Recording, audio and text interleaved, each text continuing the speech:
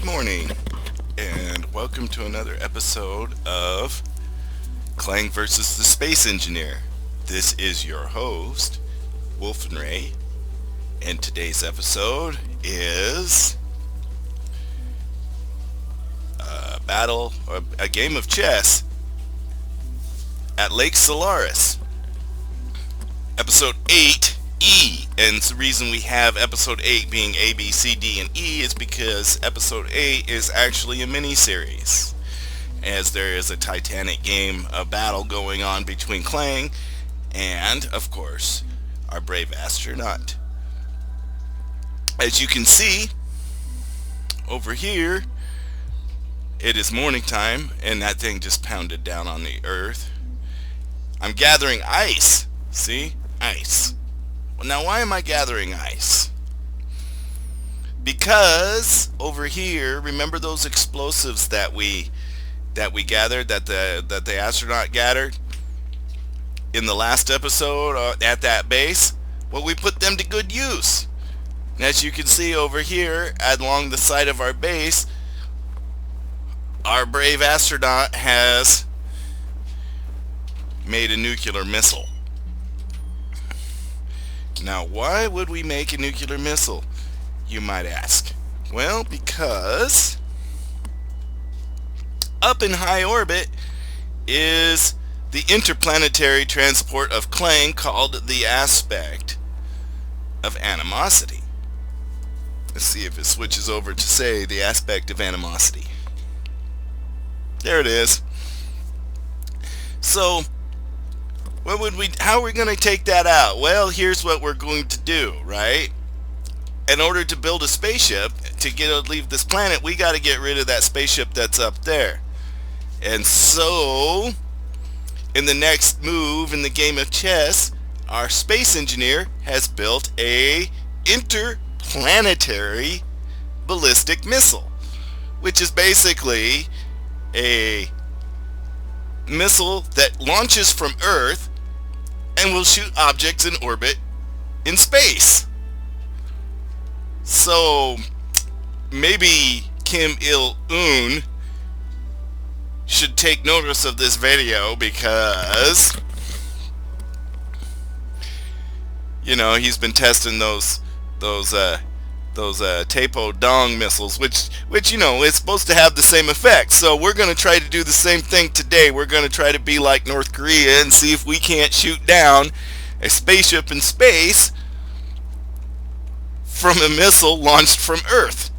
And this missile is not called the Tapo Dong, of course. This is a missile, we call it the Bishop. So this is our Bishop. Last time we fought against Clang, we fought against his knight, and of course our knight won, even though we dug a hole and we hid totally.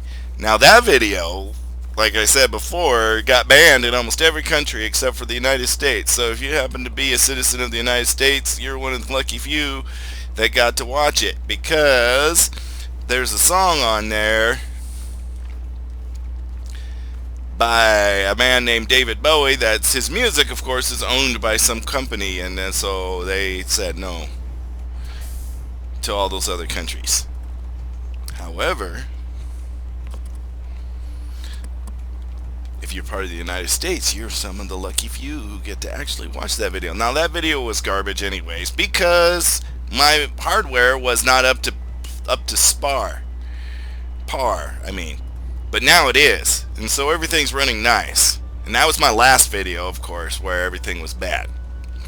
So as you can see here, I kind of did a little improvement, built a little cryo chamber here, so that way I can get my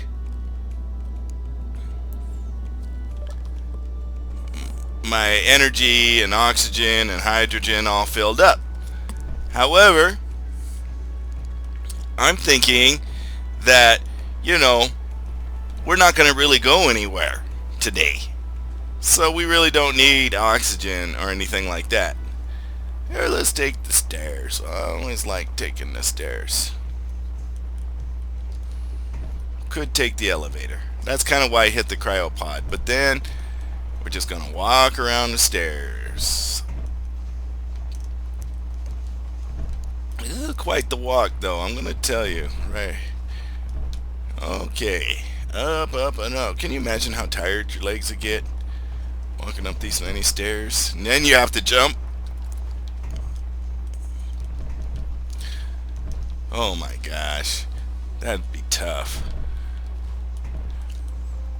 Okay, we're going up to the top floor because, as you know, as in any planetary base, or any fort, or any skyscraper, all the good stuff is on the top floor. Never in the basement, even though, you know, it seems like if you were going to put all of your stuff, that it would probably make more sense to put it in the basement. Now, I'm kind of at an odds because we could go to our super secret base, of course. You know, the pillbox, where if we're becoming under attack, we can just kind of go into the pillbox. But here's what I'm thinking. See, our quarry is up there. So I could just use one of these here control pads. I think that should work out pretty good. Here, by the way, I don't need my helmet on. I'm on Earth, by the way, or Solaris. This is an Earth-like planet. So here's what we're going to do. Let's get this missile launched, shall we? Now, here's something you really never see in Space Engineers. Always you see ship-to-ship battles where, you know, always World War II type things. And sometimes you see from orbit down to the planet kind of thing. But you never ever, and I watch a lot of Space Engineers shows because I'd like to see what others are doing and then try to get some ideas or whatever. But one thing I don't see is any planet to space defense. You always see it's always offense. It's like, oh look, we can launch these missiles down to upon a planet, or if there's a base on a planet, you know, we're going to go at it with like a fighter craft or something like that, right? But never, you know, when a ship's up in orbit, you know, they're going to try to fly a ship up to orbit and then engage it in combat with its missiles and its machine guns, which is totally stupid. If anybody should tell you in modern warfare, especially Hezbollah, which is like one of the leaders when it comes to modern warfare, that you don't sit there and try to take a tank or something up against your tank up in somewhere, right, and try to shoot it with machine guns, especially when, you know, your enemy has the advantage over you. You just take a cheap old missile and you fling it at them, and either it hits or it misses. Doesn't really matter because it was cheap. You got another one. But if it does hit, it's devastating. If it doesn't hit, it causes a terror, you know, because the next one can hit maybe, you know, and then he has to spend this expensive Iron Dome or some other thing like that to try to intercept every missile that could possibly come from any place. Now imagine if you were on a ship and you were orbiting a planet and then a missile just came up out of the planet. Where did that missile come from? You know, or how many bases are down there? Say like I have 5 or 10 different bases, each 15-20 miles apart, and I fling them up at your space fleet. Your space fleet's done before you even started. This would be the way that, you know, Middle Eastern guys would do it, and they really know what they're doing when it comes to, like, you know, fighting against conventional and overwhelming firepower. They're the leaders in how to get that done. And let me tell you something, even the United States does it this way, but we have to do it the super expensive way, of course. With, you know, we have a drone and then we fly the drone over and then we launch the missile for greater accuracy, of course. But in this case, we are kind of like in the position of Hezbollah, you know. I mean, that ship is up in the space and we're not. So we're down here on the planet. So we gotta kind of just do what we gotta do, which is we're gonna launch the Bishop up into space. Now the big thing is we got to here now I think we can do this. turn on our navigational computer. We got to hit that thing. So that's going to be the big challenge, because it's not a very big thing, and we're doing a 50-mile shot. So,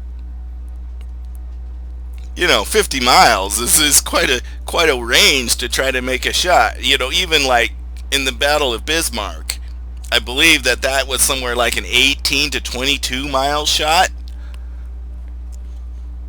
Even though it was an indirect fire, and the shells broke through the hood. Okay, all these warheads are armed. The hood's decked, which was made out of wood. But we're going to try to do the same thing. We're going to try to do some sort of indirect fire and try to break through. If we can clear that ship up out of the sky, then we could start building our own ship and try to escape from the planet. That's kind of what the engineer is. And then we can go to our base and then try to make it to the interstellar beacon or communication center. So we got to turn this off. Okay, I think all things are ready. So let's see if we can't make the shot. T minus 10, 9, 8, 7, 6, 5, 4, 3, 2, 1. We have no ignition. We got no ignition. Come on, move. What's the problem?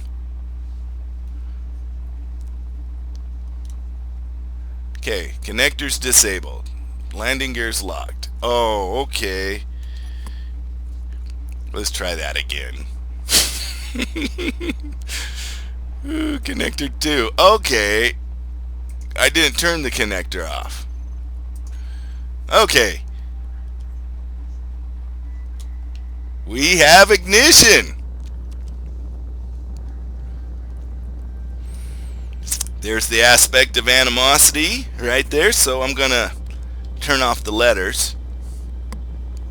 Now the distance isn't gonna change on the camera because it's not judging the distance between the actual missile and the object that we're aiming at. What it's actually doing is judging the distance between me and the missile, which isn't changing because I'm sitting on my butt in the middle of the in the middle of the base. But you can see the number scrolling down at the bottom. It says WFB, the Bishop. So the Bishop is making his move. We're doing a sideways move. Now you can see over on the right side, there's a number that's scrolling down, and that's my gas tank. How much I got gas in this missile. Now, this missile's only got a limited amount of gas. I think it's only got a range of about 40 miles before it runs out of gas. So when we're down to like a quarter tank or something like that, excuse me, we're going to need to be conservative of our gas because we still got to cruise 5 more miles. Unless, of course, we make the shot.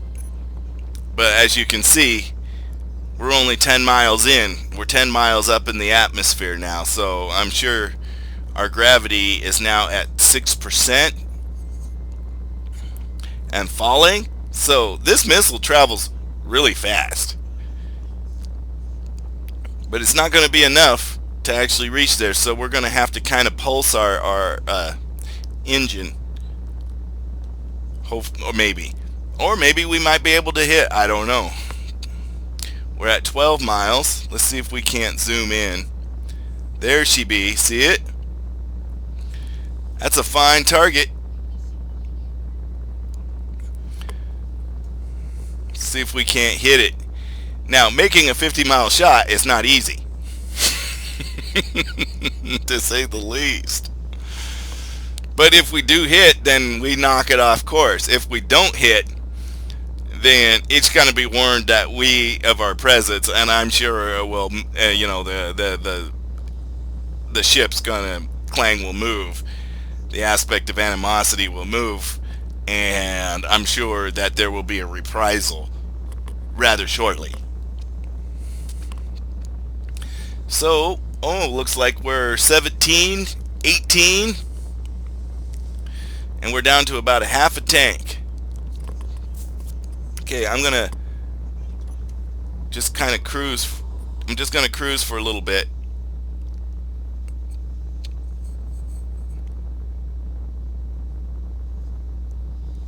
Nope, that ain't gonna work. Whoa, whoa, whoa, whoa, whoa.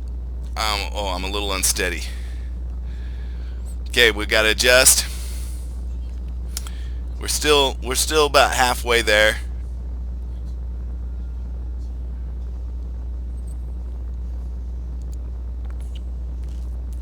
Let's see if we can't straighten it out.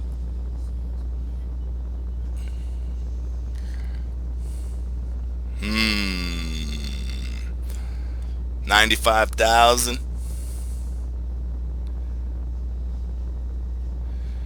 Okay, I'm hoping I make the shot. Because if I can, it'd be so easy to miss, even by a foot. If I'm off by a foot, I miss the whole shit. 79,000 on my H2.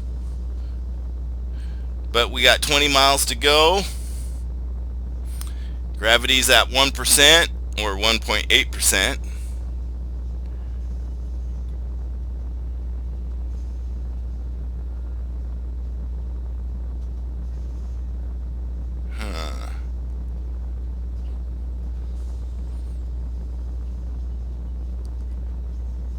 Okay, steady hands. We're at 58,000. We're down to the last quarter of a tank.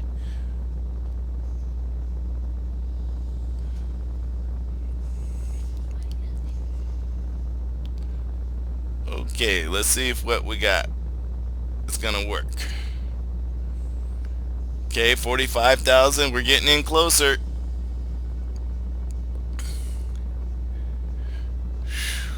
I'm hoping I'm gonna hit it. It looks like we're doing pretty good. Hands pretty steady.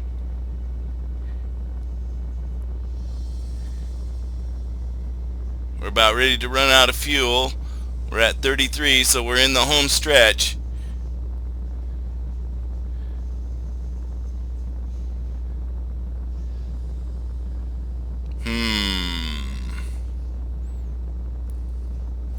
Okay, 20,000 fuel left.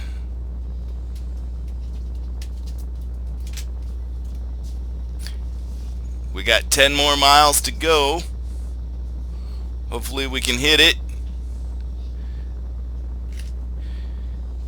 It seems like it would be easy, but I'm in full zoom.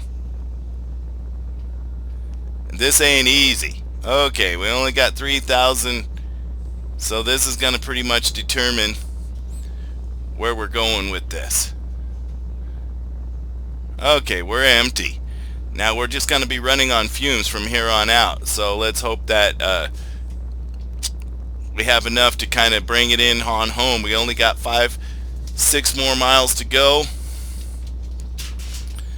Let's see if we can't get it to go right where we want it.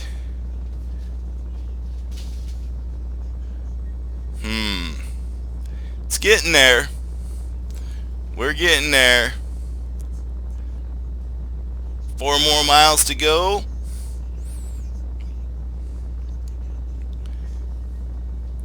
3 more miles to go.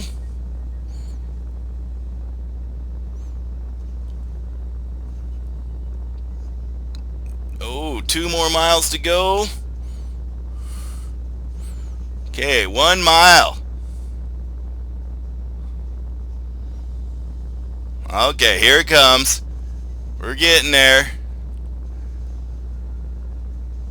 Impact is imminent. We're seeing the whites of his eyes. Oh yeah, baby. Okay. Well, I think we did it a successful impact, but I still see that he is still up there. Yeah. So I don't think we knocked him out, but I think we gave him a blow. However, we have a way that we could check it out. We'll use the station's scanners to see what it is that we got. What it is that we got up there. What kind of damage did we do? Okay, so this is orbital scanners going on. We're going to see exactly what happened to the aspect of animosity. Now it looks like, wait a second, I think he's dropping from the sky. Uh-oh.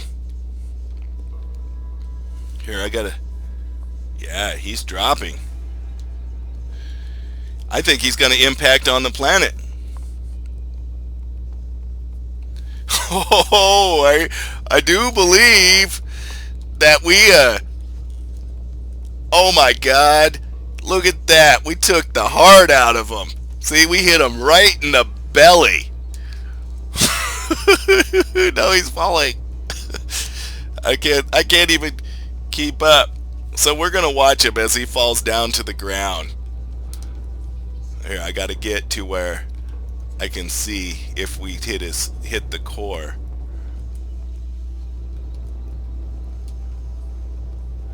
I think we might have took the core out because, okay, let's watch as the aspect of animosity takes his death dive.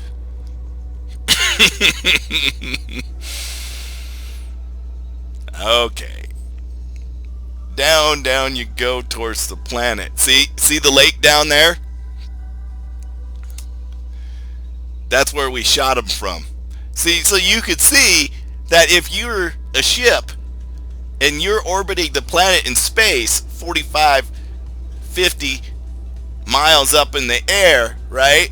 I could have a base on any one of those mountains or on any one of those lakes or pretty much anywhere and launch a missile up at you at space, and there'd be nothing you could do to you know, where did it come from, really, right? Whoa, I got a little too close. I'm still an amateur at, you know, the controls a little bit when it comes to spectator mode. So I apologize for my lack of control, but I will tell you, the smoke's coming up and he's falling fast. I don't think that was a bellyache that this ship was just not expecting. I think I just might have won the game of chess with my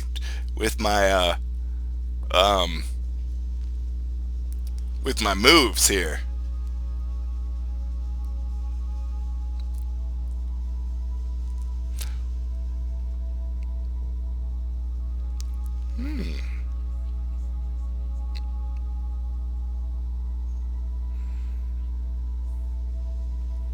Okay, just falling, and it's kind of a beautiful fall. But as you can see, the planet's getting closer and closer. The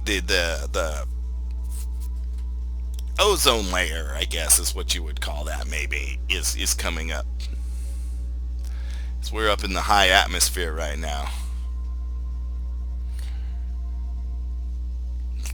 See the lake down there where I'm from.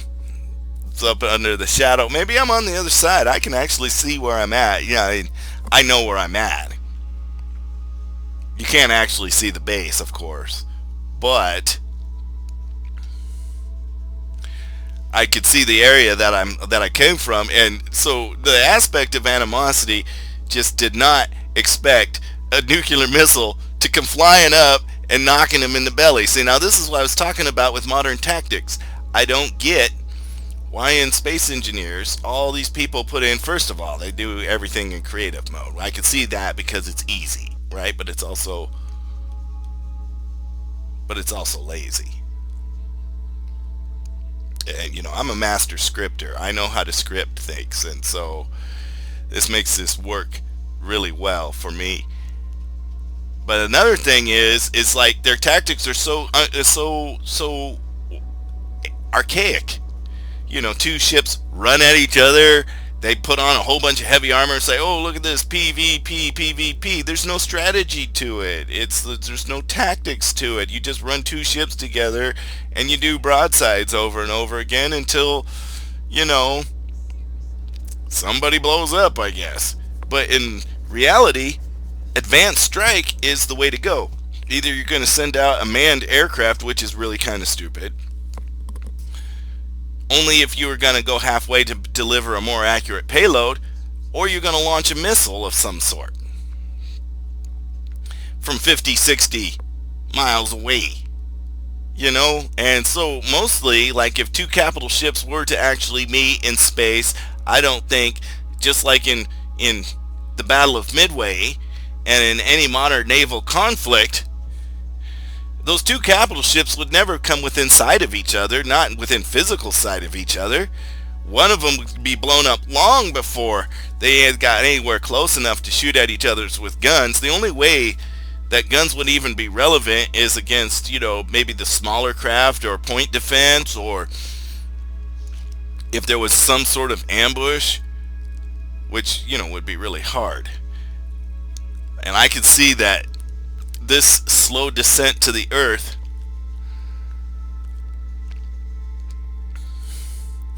is becoming more and more. He's gonna probably land in that mountain valley down there. I can see there's something sparking. I don't think I hit him in the reactor because his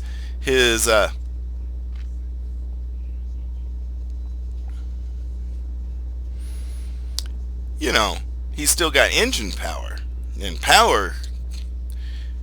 But one of the things I think I might do in the next episode is see if I can't go over and find the crash site, and we'll see if there's anything I can salvage. Maybe if I can even drive my truck there. But I had a hard time driving my truck. But you know what? I'm thinking he might land just about on top of the Clang outpost. And if that's the case, then I could take my truck over there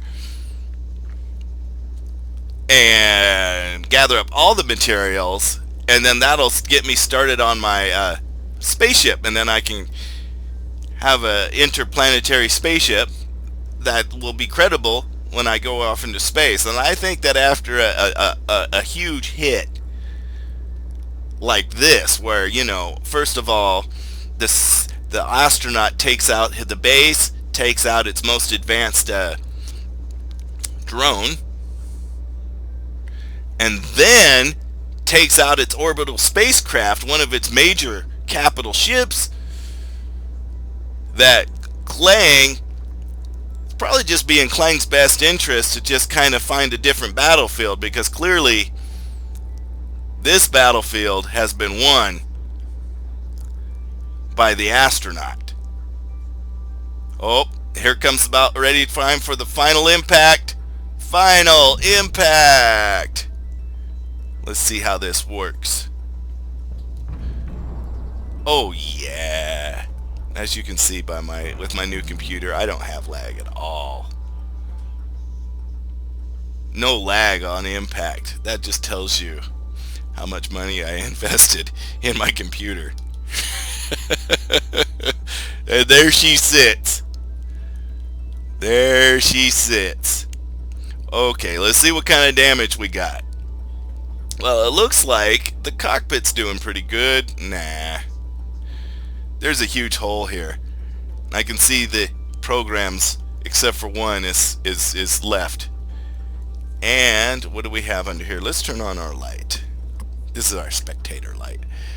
Yeah, the whole belly of the ship just got roasted. There was nothing left in the belly of the ship here. All the cargo, which is too bad. We blew up the cargo. So we don't get none of the cargo. But we do get whatever's in that reactor, that uranium. And that's going to be very, very, very important. Let's see what kind of damage we got here in the back. I don't think the damage is light. Oh, look at this. We got a...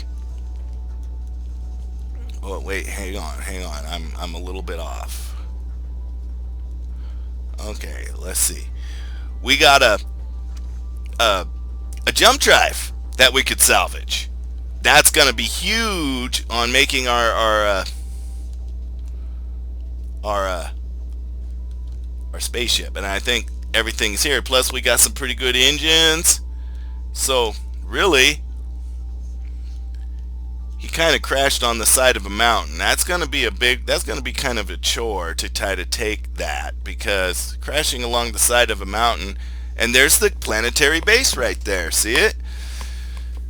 So what I'm going to have to do in the next episode, I think, is we're going to have to build ourselves some sort of air transport with large cargo and salvage this from the mountainside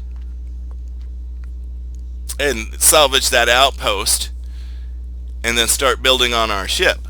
So I think this really worked. I gotta tell you, that missile, the Bishop, worked out a lot better than I expected. I didn't expect to just hit it in the belly square and then it just fall from the sky and land right next to where I needed it to be. Now, the only thing could have been better is it could have been a little off to the left there where it wasn't on the side of the mountain, but what can I say? This is a beautiful screenshot, and I'm going to end the episode here with the astronaut having a clear victory in the next move on the game of chess. I think this might almost be a checkmate, but we'll see in the next episode what Clang's response is all about. Okay, if you like this video, please give me a like. I got 4 subscribers, so I'm looking to get 5. If there is another person who watches this video and would like to subscribe, then maybe we'll have like a 5 subscriber celebration on the Raymond Blair channel. And until then, I will see you next time. Thank you very much. Bye-bye.